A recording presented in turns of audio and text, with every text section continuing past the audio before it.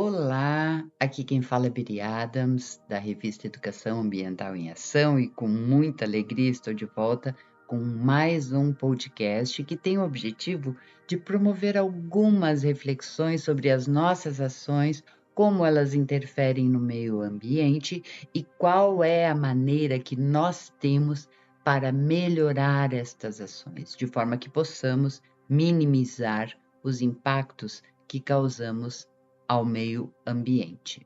Neste episódio, seguirei tratando sobre a importância da alimentação em nossas vidas, destacando o quão necessário é oferecermos desde cedo às crianças experiências diversas relacionadas à culinária, aos alimentos, que podem ser elaboradas em diferentes espaços, em casa, nas escolas e em outras instituições.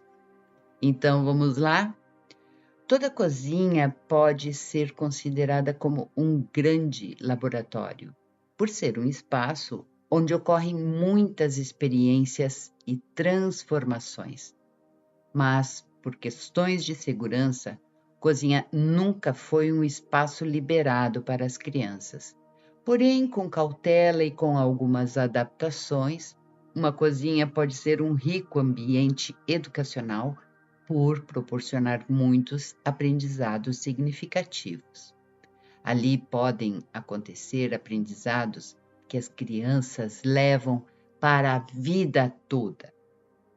Em uma época em que cada vez mais nos alimentamos de forma errada, consumindo muitos produtos industrializados e de pouco valor nutricional, precisamos oportunizar às crianças um olhar mais aprofundado sobre a qualidade da alimentação e tudo o que está relacionado a ela, desde os resíduos de embalagens de produtos industrializados e formas de produção dos alimentos, até as consequências das grandes produções agrícolas, o uso de elementos químicos que poluem o solo, as plantas e promovem a degradação ambiental e ainda colocam em risco a saúde.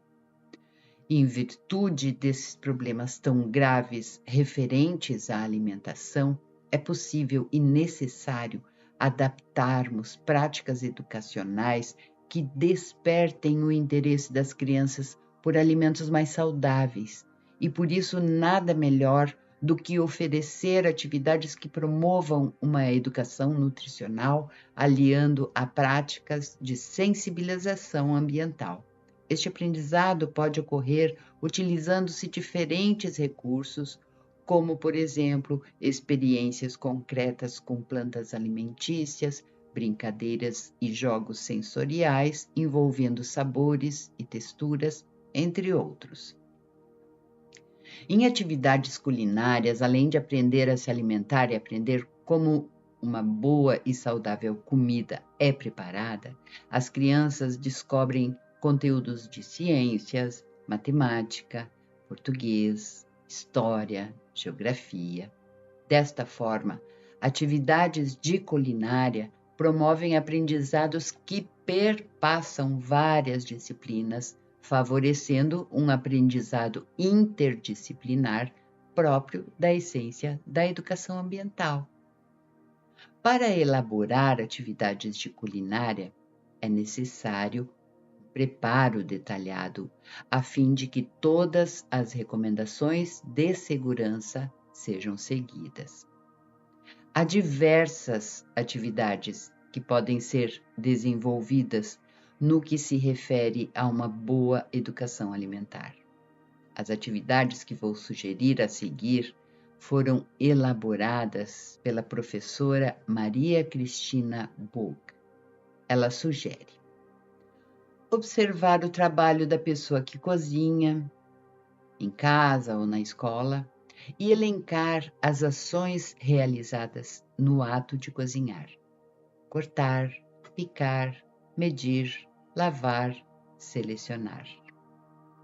Identificar alimentos, relacioná-los com as cores e prová-los.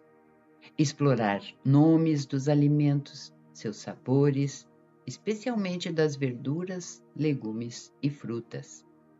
Nomear e identificar alimentos de diversos grupos: verduras, legumes, frutas, feculentos, cereais, laticínios, explorando formas, cores, peso, textura, sabores, época, produtos derivados, unidades de medida, preços. Observar sobras e restos de alimentos no lixo, tanto da escola como de casa, e abordar sobre o desperdício de alimentos.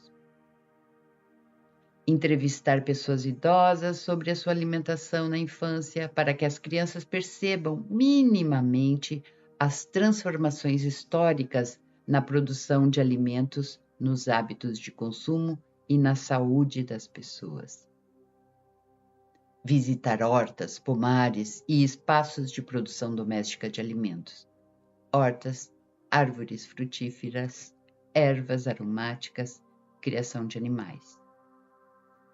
Identificar etapas e tarefas na produção de alimentos para a valorização do trabalho do agricultor, para o conhecimento da origem dos alimentos, para a valorização dos alimentos naturais, sustentabilidade, diversidade. Visitar uma feira e provar algumas frutas para conhecer a disponibilidade de alimentos da região, variedade na alimentação, preços, unidades de medida, profissões. Reconhecer alimentos pelo aroma e sabor, tendo os olhos vendados, promovendo o desenvolvimento da sensibilidade olfativa e gustativa. Cantar músicas cujo tema sejam alimentos, por exemplo, manga rosa, alecrim dourado, feijoada completa, entre muitas outras, resgatando valores culturais relativos aos alimentos e à alimentação. Exercitar mastigação lenta, contar o número de vezes que se mastiga antes de engolir diferentes alimentos. Exercitar o prolongamento do tempo de mastigação, relacionando com o processo de digestão dos alimentos, fomentar hábitos saudáveis. Calcular áreas de canteiros da horta, produtividade por área, sementes por canteiro, custo da produção versus preço de venda no mercado, custo da alimentação. Identificar influências de outras culturas na alimentação dos brasileiros, entrevistar pessoas de outros estados ou até de outros países. Ler textos e poesias cuja temática seja ou possa ser relacionada à alimentação. Por exemplo, o poema Bicho, de Manuel Bandeira, O Açúcar, de Ferreira Goulart, O Chão e o Pão, de Cecília Meirelles. Colocar as crianças sentadas no chão em círculo para rodarem uma melancia inteira, empurrando-a. Depois, parti-la e comê-la, despertando na criança uma relação gostosa e divertida com essa fruta. Identificar influências indígenas na alimentação. Mandioca, inhame, palmito, milho, frutas, mel. Valorização dos alimentos naturais típicos do país.